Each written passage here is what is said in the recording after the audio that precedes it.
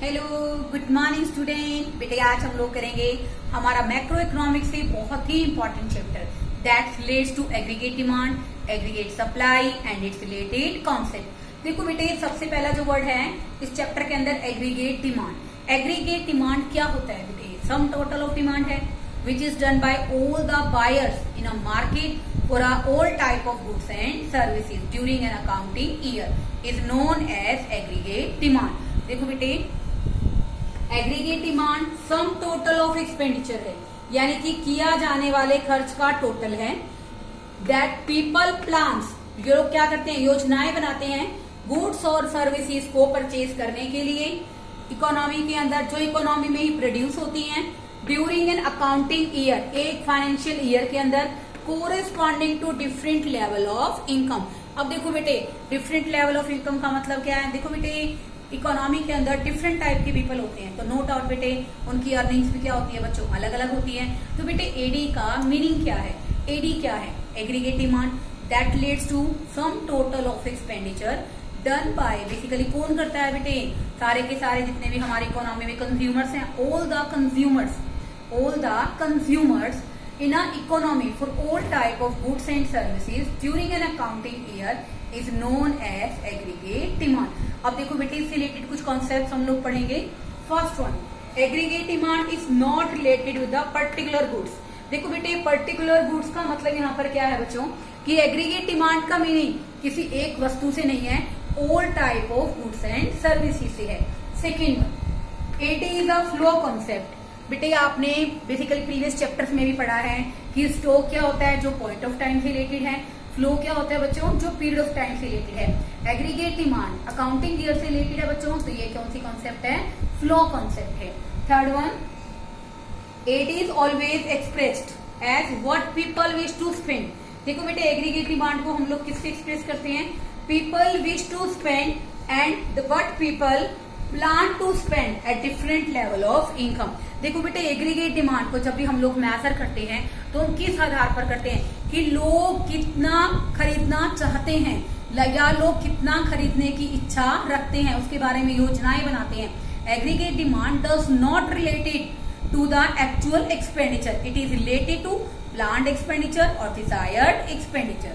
Last one, that's most important topic, aggregate demand is major. देखो बेटे, हम लोग एग्रीगेट डिमांड को दोनों चीजों से कॉरलेट कर सकते हैं। First one, general price level, क्योंकि मैक्रो इकोनॉमिक्स की बात करें तो जनरल प्राइस लेवल लेंगे, और दूसरा बच्चों with the level of income.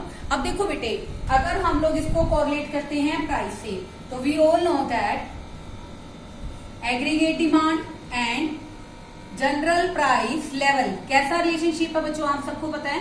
Plus one में आपने माइक्रो के अंदर भी पढ़ा है। इन दोनों के बीच में बच्चों कैसा रिलेशनशिप है? नेगेटिव रिलेशनशिप है। कैसा है बच्चों? Negative relationship. तो बेटा यहाँ पर डिमांड कर्व का स्लोप क्या रहेगा बच्चों? नेगेटिव। क्या रहेगा? नेगेटिव। ओके, अगर हम बात करते हैं एग्रीगेट डिमांड को हम लोग रिलेटेड करते हैं बच्चों इनकम से। किससे करते हैं? इनकम से। तो इनके बीच में रिलेशनशिप कैसा रहेगा बच्चों? पॉजिटिव। कैसा रहेगा? Positive. Because we all know that our consumption is completely dependent on our income. हमारी इनकम कितनी है तो हमारे कंजम्पशन लेवल क्या होंगे? ज्यादा होंगे। अगर हमारी इनकम कम है तो कंजम्पशन क्या होगी बच्चों? कम होगी। अगर हम इसको रिलेट करते हैं बच्चों किससे? इनकम से, तो नो डाउट इसके बीच में कैसा रिलेशनशिप होगा स्टूडेंट्स? पॉजिटिव। कैसा होगा? पॉजिटिव, क्योंकि इनकम और कंजम्पशन क्या है? पॉजिटिव और रिलेटेड है। बेटे इस वीडियो के अंदर हम लोग डिस्कस करेंगे कंपोनेंट्स ऑफ एग्रीगेट डिमांड। अब हम बात कर रहे थे कंपोनेंट्स ऑफ एडी के बारे में, components of aggregate demand. Okay, देखो बेटे आपके बुक के अंदर आपको एक चीज बताई गई है कि एग्रीगेट डिमांड को हम लोग डिस्कस कर सकते हैं दो तरह से, दो तरह की इकोनॉमी के पॉइंट ऑफ व्यू से। फर्स्ट वन है स्टूडेंट हमारा क्लोज्ड इकोनॉमी, सेकंड है स्टूडेंट हमारा ओपन इकोनॉमी। देखो बेटे, जैसे कि नाम से पता चल रहा है closed economy, that type of economy which have no relation with rest of the world. देखो बेटे, हमारी इंडिया जो है रेस्ट ऑफ द वर्ल्ड का, sorry rest of the world का नहीं, वर्ल्ड का एक छोटा सा हिस्सा है। तो बेटे कहने का मतलब यहाँ पर क्या है कि जिसके किसी भी तरह से ऐसी इकोनॉमी होती है बेटे क्लोज्ड इकोनॉमी जिसके बाहरी देशों से कोई संबंध नहीं होते, ना ट्रेड संबंध होते हैं, ना एक्सपोर्ट इंपोर्ट रिलेशनशिप होते हैं। This is known as closed economy. तो क्लोज्ड इकोनॉमी में बच्चों दो बातें हैं, या तो क्लोज्ड इकोनॉमी में कितने सेक्टर्स होंगे बच्चों, दो सेक्टर। यहाँ पर अगर दो सेक्टर हैं बच्चों तो एग्रीगेट डिमांड किस किस बराबर होगी, C+I। अब देखो बेटे C का मतलब यहाँ पर क्या है, कंजम्पशन एक्सपेंडिचर। कंजम्पशन एक्सपेंडिचर कौन करता है स्टूडेंट, कंज्यूमर करेगा, ठीक है ना। नंबर ऑफ कंज्यूमर्स करते हैं, कौन करते हैं बच्चों, consumption expenditure done by the consumer. Second one अगर हम बात करते हैं आई का मतलब यहाँ पर क्या है स्टूडेंट, इन्वेस्टमेंट एक्सपेंडिचर। ओके तो देखो बेटे इसके अंदर हम बात करते हैं वो कौन करते हैं बच्चों, हमारे प्रोड्यूसर्स। तो बेटा क्लोज्ड इकोनॉमी में जब दो सेक्टर की बात कर रहे हैं तो यहाँ पर दो ही सेक्टर होंगे, एक तो होगा बेटे हमारा यहाँ पर consumer sector, you know it's a house hold sector जो अपने वांट्स को सेटिस्फाई करने के लिए गुड्स को खरीदेगा। सेकेंड है बच्चों हमारा इन्वेस्टमेंट से, इन्वेस्टमेंट कौन करेगा, प्रोड्यूसर करेगा for the generation of income. तो बेटे यहाँ पर गवर्नमेंट का कोई इंटरफेरेंस नहीं है, कोई रोल गवर्नमेंट का नहीं होता है, because that relates to two sector. Okay अब हम बात करते हैं जब हमारी क्लोज्ड इकोनॉमी के अंदर कितने सेक्टर्स होते हैं स्टूडेंट, 3 सेक्टर्स। कितने होते हैं बच्चों, 3 sectors where AD is equal to C+I+G। तो देखो बेटा C का मीनिंग तो वही है, house hold consumption expenditure, house hold consumption expenditure. I का मतलब यहाँ पर क्या है, इन्वेस्टमेंट एक्सपेंडिचर। ये कौन करेगा स्टूडेंट, आपको सबको पता है कि इन्वेस्टमेंट एक्सपेंडिचर कौन करता है, प्रोड्यूसर्स। ओके अब देखो बेटे अब हम बात करते हैं यहाँ पर गवर्नमेंट की। तो गवर्नमेंट बेटे दोनों तरह के खर्चे करती है, गवर्नमेंट कंजम्पशन एक्सपेंडिचर भी करती है और गवर्नमेंट स्टूडेंट इन्वेस्टमेंट एक्सपेंडिचर भी करती है। देखो कैसे करेगी बच्चों, जैसे गवर्नमेंट है बेटे, ठीक है ना, कंजम्पशन के लिए करती है, जैसे BPL फैमिलीज हैं उनको बेसिकली बहुत मिनिमम प्राइस पर फूड अवेलेबल करा दिया।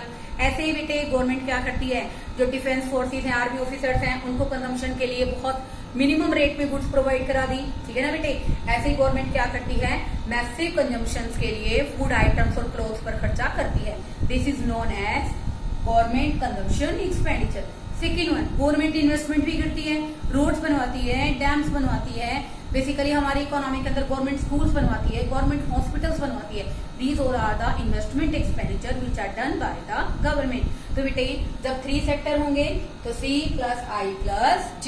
अब हम बात करते हैं ओपन इकोनॉमी के बारे में। Open economy which have import and export relationship with rest of the world, जिनके कहीं ना कहीं बेटे basically rest of the world के साथ सभी तरह के रिलेशनशिप्स होते हैं, जहां पर basically flow of goods and services बिल्कुल फ्री होता है। तो बेटे उसको हम इकोनॉमी को क्या कहते हैं बच्चों, ओपन इकोनॉमी। ओपन इकोनॉमी के अंदर बेटे जो हमारी एग्रीगेट डिमांड है वो किसके इक्वल है, C+I+G+X-M। ओके अब देखो बेटे क्वेश्चन आता है कि what are the components of aggregate demand. तो बेटे कोई जरूरत नहीं कि आप इतना सब डिफाइन करें, you can write from there. Okay आप क्या लिख सकते हो कि एग्रीगेट डिमांड के ये कंपोनेंट्स हैं, टन बाय टन आप इसको क्या कर सकते हो, डिस्कस कर सकते हो। तो देखो बेटे यहाँ पर अब हम बात करेंगे सी का मतलब क्या है, प्राइवेट कंजम्पशन एक्सपेंडिचर, यानी कि प्राइवेट का मतलब हाउस होल्ड। ओके प्राइवेट का मतलब है जो प्राइवेट लोग कर रहे हैं, प्राइवेट कंजम्पशन एक्सपेंडिचर। आप सबको पता है बेटे हम सबका जो कंजम्पशन एक्सपेंडिचर है वो किस पर डिपेंड करता है, डिफरेंट लेवल ऑफ इनकम पर। When disposable income are high, disposable income क्या होती है बच्चों, डिस्पोजेबल इनकम का अर्थ होता है after paying the tax the income which is left is known as personal disposable income. सभी तरह के टैक्स वगैरह पे करने के बाद हमारे हाथ में जो इनकम बचती है उसको हम कहते हैं बच्चों पर्सनल डिस्पोजेबल इनकम।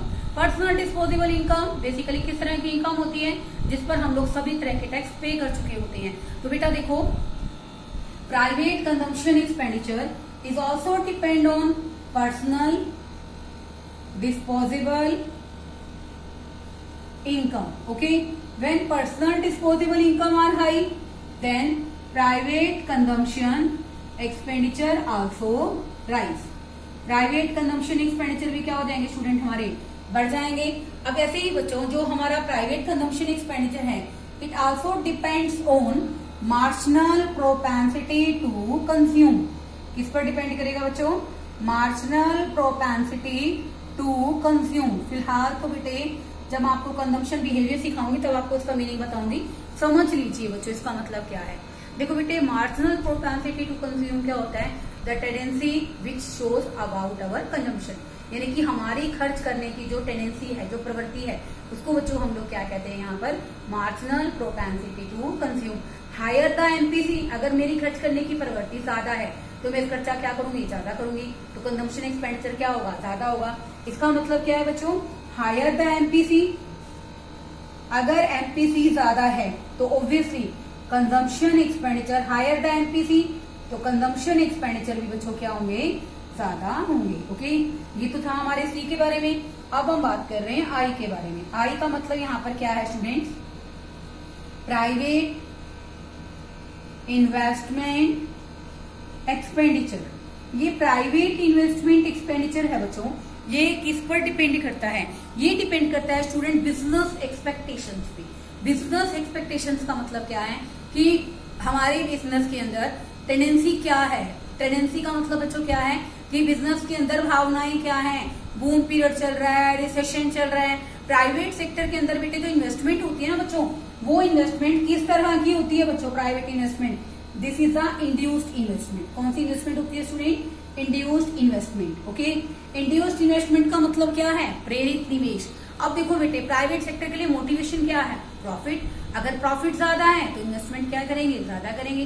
तो बेटे प्राइवेट इन्वेस्टमेंट एक्सपेंडिचर के अंदर बेसिकली अगर हम बात करते हैं इन्वेस्टमेंट की, तो नो डाउट बेटे वो इंड्यूस्ड इन्वेस्टमेंट होती है। तो अगर बूम पीरियड है, बूम मनी क्या होता है बच्चों, तेजी, यानी कि बिजनेस के अंदर प्रॉफिट्स क्या होती हैं, ज्यादा होती हैं। तो बूम पीरियड के अंदर बच्चों क्या होगा, बेसिकली प्राइवेट इन्वेस्टमेंट ज्यादा हो जाएगी। ओके, और अगर रिसेशन है, रिसेशन का मतलब क्या है, in our economy idle stocks are also there, हमारे पास बेकार स्टॉक बचा हुआ है जिसकी कोई सेल नहीं है, तो वहां पर बेटे बिजनेसमैन क्या करेगा, डिसीजन क्या लेगा कि वो क्या करे, इन्वेस्टमेंट कम करे। That's why we can say that private investment expenditure is also dependent on business expectation. Now I am talking about the government, G मने गवर्नमेंट। अब देखो बेटे यहाँ पर हम गवर्नमेंट के बारे में, गवर्नमेंट के साथ बेटे दोनों तरह के एक्सपेंडिचर होती हैं, गवर्नमेंट कंजम्पशन एक्सपेंडिचर भी, और नो डाउट गवर्नमेंट से क्या होते हैं बच्चों, हमारे इन्वेस्टमेंट एक्सपेंडिचर भी। तो बेटे कहीं ना कहीं बेसिकली अगर हम बात करते हैं गवर्नमेंट का जो कंजम्पशन एक्सपेंडिचर होता है, जब गवर्नमेंट क्या करती है, सोशल वेलफेयर को मैक्सिमाइज करना चाहती है, तो गवर्नमेंट क्या करती है बच्चों, कंजम्पशन एक्सपेंडिचर करती है। इन्वेस्टमेंट एक्सपेंडिचर गवर्नमेंट कब करती है, जब गवर्नमेंट को बेसिकली इंफ्रास्ट्रक्चर में क्या करना होता है, डेवलपमेंट करनी होती है, तो गवर्नमेंट क्या करती है बच्चों, इंफ्रास्ट्रक्चर के डेवलपमेंट के लिए इन्वेस्टमेंट करती है। लेकिन स्टूडेंट्स जो गवर्नमेंट इन्वेस्टमेंट है दैट इज ऑटोनोमस इन्वेस्टमेंट। कौन सी इन्वेस्टमेंट है बच्चों, ये ऑटोनोमस इन्वेस्टमेंट। ऑटोनोमस इन्वेस्टमेंट बेटे कौन सी होती है, ऑटोनॉमस इन्वेस्टमेंट ऐसी होती है बेटे which is not dependent on level of income, जो किसी भी तरह से इनकम पर डिपेंड नहीं करती है, which is constant at every level of income. चाहे इनकम कुछ भी हो, इन्वेस्टमेंट क्या रहती है, कॉन्स्टेंट रहती है। क्योंकि गवर्नमेंट अगर इन्वेस्टमेंट कर रही है तो गवर्नमेंट का ऑब्जेक्टिव क्या है, इकोनॉमी को डेवलप करना है, इंफ्रास्ट्रक्चर को स्ट्रॉन्ग करना है, ना कि किसी भी तरह से प्रॉफिट को मैक्सिमाइज करना है। That's why we can say that by the government investment is a autonomous investment. Autonomous investment is that type of investment in which income doesn't matter, income का कोई मैटर नहीं है, income is high, income is low, but autonomous investment remain the same. Next one हम बात करते हैं हमारे x minus M.